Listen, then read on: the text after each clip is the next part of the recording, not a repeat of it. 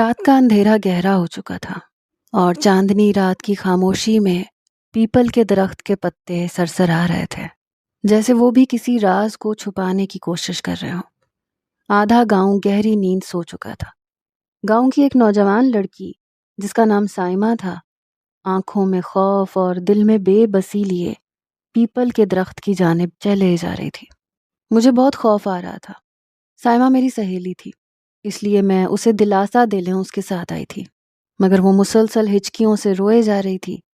اس نے میرے کان میں کہا، سجو تو جانتی ہے نا مجھے رات سے کتنا خوف آتا ہے۔ میں نے اس کے آنسو پونچھے اور اسے سمجھایا کہ دیکھ، آج تو تجھے یہاں رات گزارنی ہی ہوگی، ورنہ تو سلیم کے ساتھ پھر دوبارہ نہیں رہ سکتی۔ اگر تو اس سے سچی محبت کرتی ہے تو تجھے یہ سب تو کرنا ہی ہوگا، ورنہ پھر پڑی رہنا اپنے پیکے، جہاں تیری سوتیلی اماں تجھے جینے تو دے گی نہیں۔ میری باتوں سے اس کی کچھ ڈھارس بندھی اور اب وہ کچھ خاموش ہو گئی۔ جب سائمہ کو درخت کے قریب پہنچایا گیا تو اس کے قدم جیسے زمین میں دھنس گئے۔ اس کے ہاتھ پاؤں کانپ رہے تھے، اس کے دل کی دھڑکنیں تیز ہو گئی تھیں۔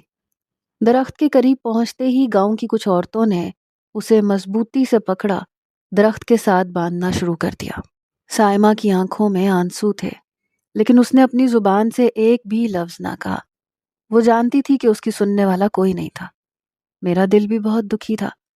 ہم عورتوں کی بھی کیا زندگی ہے، مرد جب دل چاہے 3 لفظ بول دے زندگی میں لے آئے، اور جب دل کیا 3 لفظ بول دے زندگی سے نکال دے۔ میں نے دکھ سے اس کی جانب دیکھا تھا۔ پیپل کے درخت کے ساتھ بندھی ہوئی سائمہ کے لیے وہ رات ایک قیامت کی طرح تھی۔ درخت کے سائے میں ہوا کے ساتھ اس کے کپڑے ہل رہے تھے اور وہ محسوس کر رہی تھی جیسے ہر چیز اس کی بے بسی کا مذاق اڑا رہی ہو۔ سائمہ نے اپنی آنکھیں بند کر لیں، دل ہی دل میں دعا مانگنے لگی کہ کسی طرح یہ خوفناک رات گزر جائے۔ رات کے کچھ پہر گزرنے کے بعد اچانک پیر بابا کی آمد کی آہٹ سنائی دی۔ سائمہ کے دل میں ایک سرد سی لہر دوڑ گئی۔ اس نے اپنی آنکھیں کھولیں، دیکھا کہ پیر بابا درخت کی طرف بڑھ رہا تھا۔ وہ گاؤں کا بزرگ تھا جس کی سب بہت عزت کیا کرتے تھے۔ پیر بابا کو آتے دیکھ کر ہم سبھی وہاں سے الٹے قدموں واپس آ گئے۔ مجھے سائمہ کی فکر کھائے جا رہی تھی، مگر دل کو یہ تسلی تھی کہ پیر بابا جیسی عظیم ہستی ان کے ساتھ تھی، ان کا خیال رکھنے کے لیے۔ مگر سائمہ کے چہرے سے ایک عجیب سا خوف دکھائی دے رہا تھا۔ میں نے اسے آنکھ کے اشارے سے دلاسا دیا اور پھر سب کے ساتھ میں وہاں سے چلی آئی، مگر میرے وہم و گمان میں بھی نہ تھا کہ سائمہ کے ساتھ اب کیا ہونے والا تھا، کیونکہ مجھے سائمہ کا ایک راز معلوم تھا جو اس نے کسی کو آج تک نہیں بتایا تھا۔ ایک میں ہی اس کی ہمراز تھی۔ مجھے نہیں معلوم تھا کہ اس کا یہی راز اس کے لیے آنے والے دنوں میں بہت بڑی مصیبت لانے والا تھا۔ میں اور سائمہ ایک ساتھ کھیل کر بڑی ہوئی تھی۔ ہم دونوں ایک دوسرے کی ہم راز اور ہم جولی تھیں۔ ہمارا گاؤں کافی دور تھا، جہاں جاتے ہوئے صبح سے شام ہو جایا کرتی تھی۔ سائمہ کی ماں سوتیلی تھی، باپ کو اس کی کوئی فکر نہ تھی۔ وہ ہمیشہ کام کے سلسلے میں گاؤں سے باہر آتا جاتا رہتا تھا۔ میرے ابا بھی مزارے کا کام کرتے تھے۔ میں بہت خوش نصیب تھی۔ مجھے بہت پیار کرنے والے ماں باپ ملے تھے، جبکہ سائمہ کی سیاہ نصیبی اس کا پیچھا ہی نہیں چھوڑتی تھی۔ جب دیکھو تو اس کی سوتیلی ماں اسے مار مار کے ادھموا کر دیتی تھی۔ وہ بیچاری چپ چاپ سہ لیا کرتی تھی، بس میرے آگے اپنا دکھ درد کہہ سن لیا کرتی تھی۔ میرا دل کرتا تھا اس کی ظالم ماں کو کنویں میں دھکا دے دوں اور اس فسادن کو جہنم واصل کر دوں، مگر میں مجبور تھی۔ میں صرف ایسا سوچ ہی سکتی تھی، کرنا میرے بس کی بات نہیں تھا۔ پھر بھی ہم دونوں کھیل کود میں مصروف رہتی۔ اس کے کام میں اس کی مدد کر دیا کرتی تھی، لیکن پھر بھی کوئی نہ کوئی بہانہ بنا کے اس کی ماں اسے ضرور پیٹ دیا کرتی تھی۔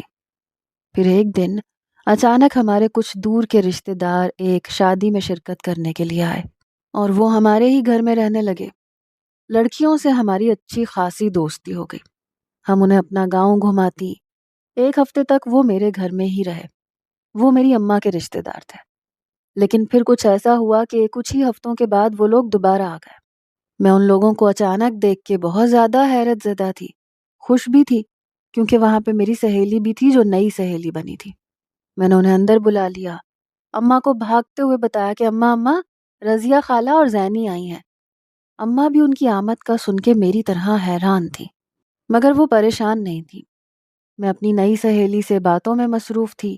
میں نے اس سے کہا کہ زینی، چلو ہم سائمہ کے پاس چلتے ہیں، مگر وہ عجیب طریقے سے مجھے دیکھ کے مسکرائی۔ اب تو ہم تمہارے اور سائمہ کے رشتے کے لیے آئے ہیں۔ پہلے تو میں اس کی بات کو سمجھ ہی نہیں پائی، ہکا بکا اسے دیکھتی رہی، لیکن پھر جب وہ میرا مذاق اڑانے لگی تو میں نے شرم سے آنکھیں جھکا لیں اور اندر کی طرف بھاگ گئی۔ میرا دل زور زور سے دھڑک رہا تھا۔ اللہ جانے کس کا رشتہ لے کے آئی ہیں۔ میں تو ان کے گھر میں کسی بھی گھر والے کو نہیں جانتی، صرف انہی سے ہی میری ملاقات ہوئی تھی۔ کچھ ہی دیر میں عقدہ کھلا کہ وہ اپنے دونوں بھائیوں کے لیے میرا اور سائمہ کا رشتہ لے کر آئی تھیں۔ وہ پہلے ہی لڑکیاں ڈھونڈنے میں مصروف تھیں، مگر جب ہمارے یہاں گاؤں میں آ کر ہم سے ملیں تو ہم انہیں پسند آ گئیں۔ مجھے شرم تو بہت آ رہی تھی، لیکن میرے دل میں ایک عجیب سی بے چینی ہو رہی تھی۔ میں بھاگ کے سائمہ کو جا کر یہ سب کچھ بتانا چاہتی تھی، مگر کیا کرتی، اس وقت شرم و لحاظ ضروری تھا، ورنہ اماں نے میری وہ حالت کرنی تھی کہ اللہ کی پناہ۔ مگر مجھ سے صبر ہو نہیں پا رہا تھا۔ اماں اور رضیہ خالہ کی آوازیں اندر تک آ رہی تھیں۔ ارے رضیہ، تم کیوں پریشان ہوتی ہو؟ مجھے تمہارے بیٹے کے رشتے پہ کوئی اعتراض نہیں ہے، اور ہم لوگ پیسہ، دھن، دولت یہ سب نہیں دیکھتے۔ ہم بس لوگوں کے منہ دیکھتے ہیں، ان کی میٹھی زبان دیکھتے ہیں۔ تجھے میں شروع سے جانتی ہوں، تو مجھے شروع سے جانتی ہے۔ تیرے بچے میرے بچے اور میرے بچے تیرے بچے، مگر سائمہ کے بارے میں صحیح سے نہیں بتا سکتی، حالانکہ وہ بہت اچھی بچی ہے، میرے سامنے چھوٹی سے بڑی ہوئی ہے، لیکن اس کی سوتیلی ماں بہت ظلم ڈھاتی ہے، اور اس کا باپ بھی لاپرواہ سا ہے۔ کیا پتا ہاں کرنے دے گی یا نہیں، لیکن تو فکر نہ کر، میں اس سے بات کر لوں گی، بلکہ بھائی کو اکیلے میں جا کے سمجھاؤں گی کہ اپنی بچی کا نکاح کر کے جان چھڑائیں۔ ارے شبانہ دیکھ، مجھے جہیز وغیرہ کچھ نہیں چاہیے، بس 3 کپڑوں میں اپنی بیٹی دے دیں، میرے لیے بہت ہے۔ خالہ کی بات پہ اماں سوچ میں پڑ گئی۔ یہ بات تو نے پتے کی کہی ہے رضیہ، سائمہ کی ماں خاصی لالچن ہے، روپیہ پیسہ خرچ نہ ہو اور سوتیلی بیٹی سے جان بھی چھوٹ جائے، یہ سن کے وہ پکا پکا ہاں کر دے گی۔ اب اماں اور خالہ بہت خوش نظر آ رہی تھی۔ یوں ہماری بات طے ہو گئی۔ ہم دونوں بھی بہت خوش تھیں کہ اب شادی کے بعد بھی ہم ایک ساتھ رہیں گی۔ یوں میری جھٹ منگنی اور پٹ بیاہ ہو گیا، جبکہ سائمہ کی شادی اگلے سال ہونی تھی۔ اس کا ہونے والا دلہا کمائی کے لیے دبئی گیا ہوا تھا، اس کے آنے میں ابھی وقت تھا۔ میں بیاہ کر اس گاؤں میں آ گئی اور میں بہت خوش تھی اپنے گھر میں۔ شاہد مجھے بہت زیادہ پیار کرتا تھا، وہ ہر چیز میرے لیے لایا کرتا تھا، گھر والے بھی سبھی اچھے تھے، مگر چند ماہ بعد مجھے احساس ہونے لگا کہ ساس آخر ساس ہی ہوتی ہے۔ اب وہ میرے ہر کام میں مین میخ نکالا کرتی، اس کی ہر ممکن کوشش تھی کہ وہ شاہد کو میرے خلاف کر دے، مگر وہ بھی اپنی دھن کا پکا تھا، کسی کی باتوں میں نہیں آتا تھا، بلکہ اس کے گھر میں ہوتے ہوئے کسی کی مجال نہ تھی کہ وہ مجھ سے برا سلوک کرے۔ میں بھی شاہد کی خاطر سب کچھ برداشت کرنے لگی اور اپنی ساس کا روکنا ٹوکنا سہ لیتی۔ میں جان گئی تھی کہ زندگی ایسے ہی چلے گی۔ 1 سال گزر گیا، پتہ ہی نہیں چلا، میری طبیعت بھاری سی رہنے لگی۔ مجھے تو کچھ علم نہ تھا، مگر میری ساس نے بھانپ لیا، خوشی سے نہال ہو گئی۔ خالہ کا یہ بدلتا روپ مجھے حیرت میں مبتلا کر رہا تھا۔ وہ مجھ پہ اچھی خاصی مہربان ہو گئی تھی، انہوں نے میرا کام کاج کرنا بند کر دیا، اب میری نند سارا کام کاج کرتی تھی۔ وہ بھی بہت خوش تھی بھتیجے کے آنے کی خوشی میں، وہ میرے آگے پیچھے پھرنے لگی۔ اس گھر میں کوئی چھوٹا بچہ نہیں تھا، اس وجہ سے وہ سب لوگ بہت خوش تھے۔ شاہد میرا اور بھی زیادہ خیال رکھنے لگے۔ انہی دنوں میرا دیور سلیم دبئی سے چھٹی لے کے واپس آیا اور اس کی شادی کے دن رکھ دیے گئے۔ میں بہت خوش تھی کہ اب سائمہ بھی اس گھر میں آ جائے گی۔ شادی پہ خوب خوشیاں منائی گئی۔ میں زیادہ تر بس بیٹھی رہتی تھی، ڈھولک پہ گیت گا لیا کرتی تھی، باقی سب کام کاج دوسرے کرتے تھے۔ میری ساس کی بہنیں بھانجیاں سب وہاں رہنے کے لیے آئی ہوئی تھیں، اور پھر وہ دن بھی آ گیا جب سائمہ رخصت ہو کر اس گھر میں آ گئی۔ میری خوشی کا کوئی ٹھکانہ نہ تھا، مگر فی الحال میں اس کے قریب زیادہ نہیں جاتی تھی تاکہ وہ اپنے شوہر سے گھل مل لے اور گھر والوں سے بھی روشناس ہو جائے۔ یوں دن گزرتے گئے، میں ایک بیٹی کی ماں بن چکی تھی۔ ویسے تو سب گھر والے خوش تھے، مگر میری ساس بیٹی کا سن کے کچھ اداس تھی۔ شاہد تو بہت خوش تھے۔ بیٹی کا نام بھی خوش نصیب رکھا تھا، کیونکہ اس کے پیدا ہوتے ہی ان کا دبئی کا ویزا لگ گیا تھا۔ وہ کب سے کوشش میں تھے۔ شاہد کے جانے کا سن کے میں بہت افسردہ تھی۔ مانا کہ روزگار ضروری تھا، مگر اس کے لیے اتنی دور جانے کی کیا ضرورت ہے؟ میں نے شاہد کو بہت سمجھایا، مگر وہ مجھے یہی سمجھاتے رہے کہ وہاں مزدوروں کو اتنے پیسے ملتے ہیں کہ ایک بندہ اپنا گھر بنا لیتا ہے، گھر والوں کے خرچے بھی اٹھا لیتا ہے، جبکہ یہاں تو پیٹ میں بھی پورا نہیں پڑتا، اور میں یہ سب تم دونوں کے لیے ہی تو کر رہا ہوں۔ ان کی باتیں سن کر میں خاموش ہو گئی۔ پھر چند ہفتوں بعد ہی وہ چلے گئے۔ میں بہت اداس تھی، مگر شکر تھا کہ میری بیٹی خوشی میرے پاس تھی۔ یوں دن گزرتے گئے۔ سائمہ کی شادی کو 3 سال ہو گئے، مگر وہ ابھی تک ماں نہیں بن سکی تھی۔ اس نے ہر جگہ علاج کروا کے دیکھ لیا، مگر کچھ فرق نہ پڑا۔ اب میری ساس نے اس کا جینا حرام کر رکھا تھا۔ اس کا شوہر بھی چڑچڑا ہو گیا۔ ایک تو اس کا روزگار نہیں لگ پا رہا تھا، اوپر سے اس کی ماں نے دوسری شادی کی رٹ لگا رکھی تھی، جبکہ سلیم سائمہ کو بہت چاہتا تھا۔ سائمہ دن بدن کمزور ہوتی جا رہی تھی۔ ساس کے تانوں نے اس کا جینا حرام کر دیا تھا۔ اوپر سے اب سلیم بھی کچھ اکھڑا اکھڑا سا رہتا تھا۔ ایک دن میری ساس نے اچانک رونا دھونا شروع کر دیا کہ میری قسمت پھوٹی تھی کہ اس بانجھ کو اس گھر میں لے آئی۔ سائمہ خاموشی سے کپڑے دھو رہی تھی۔ اس کی ساس نے اسے پیٹنا شروع کر دیا۔ یہ دیکھ کے تو میرا اوپر کا سانس اوپر رہ گیا۔ اس مسکین کو تو اس کی سوتیلی ماں نے بھی بہت مارا تھا، اور یہاں بھی اسے سکون کا سانس نہ ملا۔ میں اسے بچانے کو دوڑی، ساس کے آگے ہاتھ جوڑ لیے۔ خالہ خالہ مہربانی کر، خالہ چھوڑ اسے، بیچاری معصوم ہے، اس کا کیا قصور ہے؟ اولاد تو اللہ کی دین ہے۔ مگر خالہ پہ تو جیسے شیطان سوار تھا۔ اچانک سلیم آ گیا۔ اس نے یہ تماشا دیکھا تو آپے سے باہر ہو گیا۔ سائمہ کا ہاتھ پکڑ کے اسے زور سے کھینچا۔ نکل جا تو اس گھر سے، یہاں کسی کو تیرا خیال نہیں، جا کہیں بھی چلی جا، میں تجھے طلاق دیتا ہوں، طلاق دیتا ہوں، طلاق دیتا ہوں۔ یہ الفاظ تھے یا زہر میں بجھے تیر۔ سب گھر والوں کے ہوش اڑ گئے، جبکہ سائمہ تو بے ہوش ہو کے وہیں پہ گر گئی۔ اس کا تو کوئی سہارا بھی نہیں تھا، نہ اس کے باپ کو فکر تھی، نہ سوتیلی ماں کو، جبکہ اس کی ساری زندگی، ساری دنیا اس کا شوہر سلیم ہی تھا، جو اس سے بہت محبت کرتا تھا۔ مگر یہ بھی میری ساس سے گوارا نہ ہو سکا، یا پھر اس کی قسمت ہی ایسی تھی۔ 2 دن گزر چکے تھے اسے سوگ مناتے ہوئے۔ وہ میرے کمرے میں میرے ساتھ تھی۔ وہ اپنے پیکے نہیں جانا چاہتی تھی۔ کس منہ سے جاؤں گی میں سجو؟ یہ کالک بھی میرے منہ پہ ملنی تھی قسمت نے۔ وہ سسکتے ہوئے بولی، نہیں سامی، ایسا مت کہہ، دیکھ پیر بابا نے کہا ہے کہ تیرا حلالہ ہوگا، پھر سب کچھ ٹھیک ہو جائے گا۔ میں نے اسے دلاسا دیا۔ وہ بھی یہی چاہتی تھی۔ سلیم کا بھی برا حال تھا۔ ہر وقت اس کی آنکھیں لال سوجی ہوئی ہوتی۔ وہ بھی مجھ سے دھیمے لہجے میں پوچھا کرتا، بھابھی میری سامی کیسی ہے؟ اس نے کچھ کھایا ہے؟ ایک دن میں نے اسے کہہ دیا کہ دیکھ بھائی، اب وہ تیری نہیں ہے، اب تجھے اسے دوبارہ اپنانا ہوگا۔ جاؤ پیر بابا سے پوچھ کے آؤ کہ کیسے ہوگا حلالہ۔ میں نے خفگی سے کہا اور اندر چلی گئی۔ میری ساس بھی بہت شرمندہ تھی۔ اس نے سوچا بھی نہیں تھا کہ یہ سب کچھ ہو جائے گا۔ وہ تو سلیم کو دوسرے بیاہ کے لیے راضی کرنے کے لیے یہ سب کچھ کر رہی تھی۔ مگر اب میرے ساس سسر پیر بابا کے پاس سے ہو کر آئے۔ انہوں نے جو کہا وہ سن کے میں حیرت زدہ رہ گئی۔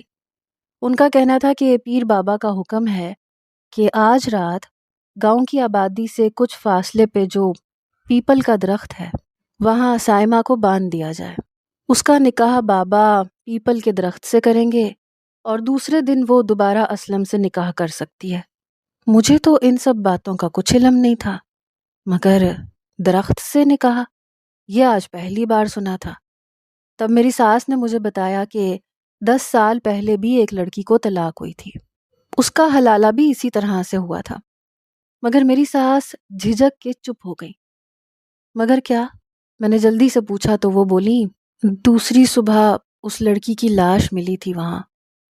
ان کے الفاظ سن کے میرے تو ہوش اڑ گئے، میرا پورا بدن سن ہو گیا۔ لیکن میں نے اپنی ساس کو سمجھایا کہ یہ بات سامی سے نہ کہنا، وہ پہلے ہی بہت ڈرتی ہے رات میں باہر نکلنے سے، اس طرح سے تو وہ اور زیادہ خوفزدہ ہو جائے گی۔ میری ساس چپ سی ہو گئی۔ یہ اس گاؤں کا پرانا دستور تھا، اور جس رات لڑکی کا نکاح پیپل سے ہوتا تھا، اس رات اس کے شوہر کو کمرے میں بند کر دیا جاتا تھا تاکہ وہ وہاں نہ پہنچ جائے اور حلالہ ادھورا نہ رہ جائے۔ آج میں اسے پیپل کے درخت سے باندھ کے آئی تھی، اسی بھروسے پر کہ پیر بابا اس کے ساتھ ہوں گے، وہ ڈرے گی نہیں۔ اس رات مجھے نیند نہیں آئی، بلکہ شاید گھر کے کسی فرد کو نیند نہیں آئی ہوگی۔ میں بس صبح کا انتظار کیے جا رہی تھی، پر نہ جانے کیوں یہ رات ختم ہونے کا نام ہی نہیں لے رہی تھی۔ خدا خدا کر کے سورج طلوع ہوا اور میں نے سکھ کا سانس لیا۔ میں بھاگتی ہوئی سلیم کے کمرے میں گئی، دروازہ کھولا تو وہ جاگ رہا تھا۔ چل میرے بھائی سامی کو لینے چلے۔ میں نے جلدی سے چادر اوڑھ لی، ہم دونوں تیز تیز قدم اٹھاتے وہاں تک پہنچے۔ سامی ابھی بھی اسی طرح سے بندھی ہوئی تھی۔ ہمیں دیکھ کے اس نے کچھ نہیں بولا، بس سپاٹ نگاہوں سے مجھے دیکھے جا رہی تھی۔ میں نے پیار سے اسے گلے لگایا، سہارا دے کر اسے چلنے لگی، مگر وہ ایک بے جان بت کی طرح چل رہی تھی، نہ کچھ بول رہی تھی، نہ اس کے چہرے سے خوشی یا غم کے کوئی تاثرات ملے۔ مگر مجھے تسلی تھی کہ وہ زندہ تھی، ورنہ پرانا قصہ سن کے میں بہت خوفزدہ تھی۔ سامی کی چپ ٹوٹ نہیں رہی تھی، جانے کیوں وہ خاموش ہو گئی تھی۔ 2 دن بعد اس کا نکاح پھر سے سلیم سے کروا دیا گیا۔ کافی دنوں بعد میں نے اسے کچھ ہنستا بولتا دیکھا۔ سلیم نے ساس کو دھمکی دی کہ آئندہ میری بیوی پہ اگر کسی نے ہاتھ اٹھایا یا کچھ بھی کہا تو میں اپنی جان لے لوں گا۔ اس دھمکی سے سب بہت خوفزدہ ہو گئے۔ ساس نے بھی چپ سادھ لی۔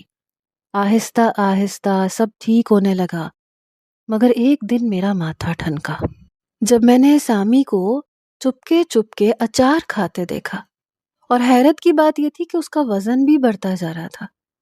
میں نے اپنا سر پکڑ لیا مگر کہا کچھ بھی نہیں۔ ایک رات میں اچانک اس کے کمرے میں گئی تو اس وقت وہ بنا چادر کے کھڑی تھی۔ اس کا بڑھا ہوا پیٹ دیکھ کر میں نے اپنا دل تھام لیا۔ سامی سب سمجھ چکی تھی۔ اس نے جھٹ سے دروازہ بند کیا، میرے قریب آ گئی۔ وہ کچھ کہنا چاہتی تھی، مگر میں نے اچانک اس کے پیٹ پہ ہاتھ پھیر کے جتایا کہ یہ سب کیا ہے۔ مجھے اس سے گھن آ رہی تھی۔ یہ تو نے کیا کر دیا سامی؟ کہاں منہ کالا کر کے آئی ہے؟ میں نے اپنی پھولتی سانسوں پر قابو پانے کی کوشش کی۔ سامی نے میرے منہ پہ اپنا ہاتھ رکھا، مجھے اپنے پاس بٹھایا۔ تو کیا سمجھتی ہے میں اتنی بے غیرت ہوں؟ وہ بھرائی ہوئی آواز میں بولی۔ میں چپ رہ گئی۔ مجھے یاد تھا جب میں نے اس کی اور سلیم کی رپورٹس ڈاکٹر صاحبہ کو دکھائی تھی تو سامی میرے ساتھ ہی تھی، جبکہ سلیم باہر بیٹھا تھا۔ ڈاکٹرنی نے بتایا تھا کہ سامی بانجھ نہیں ہے، بلکہ اس کے شوہر میں خامی ہے، وہ کبھی بھی باپ نہیں بن سکتا۔ شاید بچپن میں کسی چوٹ کے نتیجے میں وہ اس صلاحیت سے محروم ہو گیا تھا۔ باجی کوئی تو علاج ہوگا، میں نے ڈاکٹرنی کے ترلے کیے تھے۔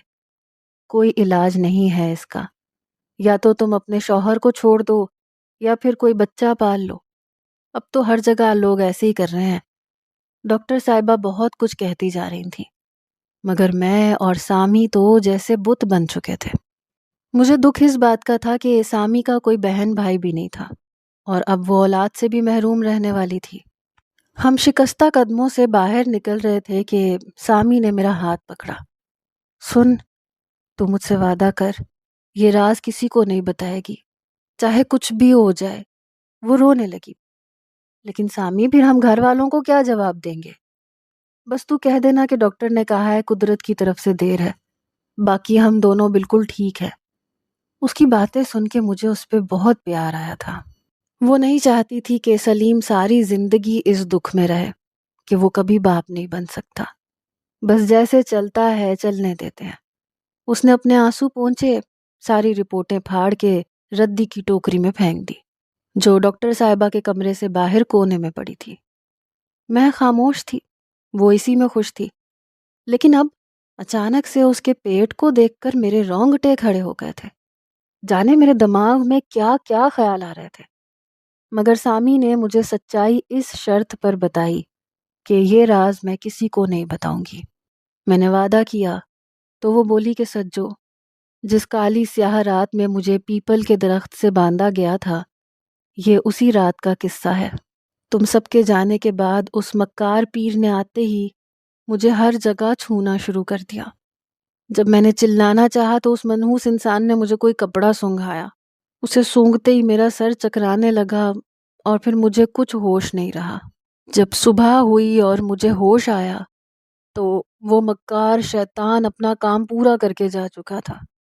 اس نے اپنی ہوس پوری کرنے کے لیے یہ کھیل رچا رکھا ہے۔ جانے کب سے یہ شیطانی کھیل جاری ہے اور کب تک مجھ جیسی معصوم لڑکیاں اس شیطان کی بھینٹ چڑھتی رہیں گی۔ سامی نے جیسے میرے سر پر آسمان گرا دیا۔ میرے پورے جسم سے جان نکل چکی تھی۔ میں یک ٹک اسے دیکھے جا رہی تھی۔ تو کیا یہ، میں نے اٹکتے ہوئے اس کے پیٹ کی جانب اشارہ کیا تو اس نے اپنے آنسو صاف کرتے ہوئے اس بات میں سر ہلایا۔ اوہ میرے اللہ! میں نے اپنا چہرہ ہاتھوں میں چھپا لیا۔ ہاں سجو، یہ اسی پاپی کا پھل ہے جو میری جھولی میں آ گرا ہے۔ میں نے ابھی تک کسی کو نہیں بتایا۔ مجھے تیسرا مہینہ لگا ہے۔ سلیم کو بھی خبر نہیں ہے۔ وہ سمجھ رہے ہیں کہ میں موٹی ہو گئی ہوں۔ وہ سر جھکائے بولی جا رہی تھی۔ تو اب تم کیا کرو گی؟ میں نے جھجک کے پوچھا تو وہ میری جانب سوالیہ نظروں سے دیکھ کے بولی کہ کیا کروں؟ اچانک میرے ذہن میں ایک خیال آیا۔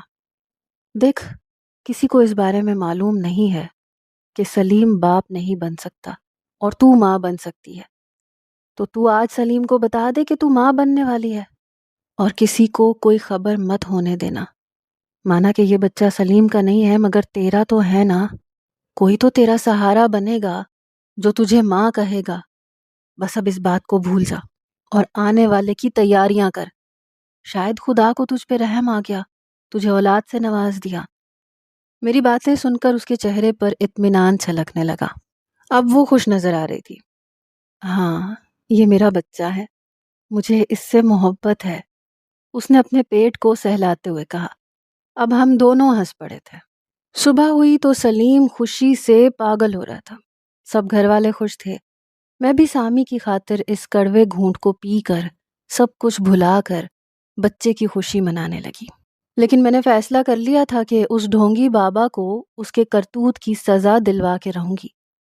اگلے ماہ 3 سال بعد شاہد گھر واپس آیا۔ میری خوشی کا کوئی ٹھکانہ نہیں تھا۔ سب کچھ ٹھیک چل رہا تھا کہ ایک دن اچانک شاہد نہ جانے کہاں سے شراب کے نشے میں دھت گھر پہنچا۔ اسے اس حال میں دیکھ کے میں نے خوب واویلا کیا۔ سب لوگ جمع ہو گئے۔ میں نے سب کو کہا کہ میں شرابی کے ساتھ نہیں رہ سکتی۔ کافی بحث مباحثے کے بعد شاہد نے وہ سب کہہ دیا جو اس کا بھائی بھی کر چکا تھا۔ طلاق طلاق طلاق، یہ 3 بول میرے منہ پہ مار کے وہ باہر نکل گیا۔ میں ساری رات کمرے سے باہر نہیں نکل سکی۔ میں نے اپنی ساس سے کہا، خالہ، ابا اماں کو پتہ چلا تو وہ تو جیتے جی مر جائیں گے، تم پیر بابا سے کہہ کے میرا حلالہ کروا دو۔ دوسرے دن میری ساس نے چپکے سے مجھے پیپل کے درخت سے باندھ دیا اور کہا کہ پیر بابا نے کہا ہے کہ کسی کو کانوں کان خبر نہیں ہوگی، ویسے ہی گھر کی بات گھر میں رہ جائے گی، گاؤں والوں کو بھی کچھ پتہ نہیں چلے گا، بس صبح تک سب کچھ ٹھیک ہو جائے گا۔ وہ جلدی جلدی واپس جانے لگی اور میں پیر بابا کا بے صبری سے انتظار کرنے لگی۔ دور سے پیر آتا ہوا دکھائی دے رہا تھا۔ جیسے جیسے وہ قریب آتا گیا، اس کی آنکھوں میں ایک عجیب سا وحشیانہ جذبہ دکھائی دینے لگا۔ پیر بابا کے قدموں کی آواز جیسے میرے دل پہ گرتے ہوئے ہتھوڑے کی طرح تھی۔ پیر بابا نے قریب پہنچ کے مجھے غور سے دیکھا۔ اس کے چہرے پر ایک مسکراہٹ تھی، لیکن اس مسکراہٹ میں کوئی نیکی نہیں تھی، بلکہ ایک خطرناک ارادہ چھپا ہوا تھا۔ پیر بابا نے آہستہ آہستہ میری طرف ہاتھ بڑھایا۔ اسی لمحے میں نے اپنے اندر کی ہمت کو جمع کیا۔ میں نے زور سے چیخ ماری اور پیر بابا کے ہاتھ کو جھٹک دیا۔ یہ چیخ گاؤں کے چند نوجوانوں نے سنی جو اس وقت قریب ہی تھے۔ وہ دوڑتے ہوئے پیپل کے درخت کی طرف آئے۔ پیر بابا کو وہاں دیکھ کے حیران رہ گئے۔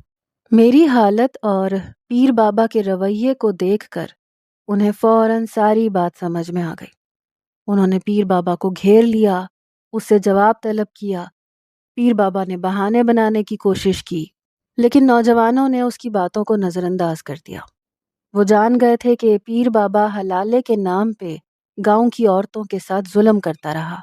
اس رات گاؤں کے لوگوں نے پیر بابا کو اس کے انجام تک پہنچا دیا۔ اس کی خوب پٹائی ہوئی، اس کے ہاتھ پیر بھی شاید توڑ دیے تھے لڑکوں نے، اور مجھے آزاد کروا دیا۔ اب میں ہی نہیں، اس گاؤں کی ساری عورتیں آزاد تھیں۔ سائمہ کو تو پیپل کے درخت کی قید سے رہائی نہ مل سکی، لیکن اس واقعے نے میرے دل میں ایک نئی روشنی جلا دی۔ میں نے فیصلہ کیا کہ میں گاؤں کی ہر سائمہ کے لیے آواز اٹھاؤں گی، اور اس رسم کے خلاف کھڑی ہو گئی جس نے کئی عورتوں کی زندگیاں برباد کی تھیں۔ میری ہمت نے گاؤں کی روایت کو ہمیشہ کے لیے بدل دیا اور حلالے کی اس ظلم بھری رسم کو جڑ سے ختم کر دیا۔ اور اس میں میرا بھرپور ساتھ دیا تھا میرے شوہر شاہد نے۔ اس نے میرے ساتھ مل کر یہ ڈرامہ کیا تھا۔ اس رات اس نے شراب پینے کا ڈھونگ کیا تھا اور ہم نے جان بوجھ کر لڑائی کی تھی۔ شاہد نے مجھے طلاق نہیں دی تھی، بلکہ میں نے باہر آ کر ساس کو جھوٹ بولا تھا کہ وہ 3 بول کہہ چکا ہے۔ یہاں اس نے 3 بول کہے تھے: قبول قبول قبول۔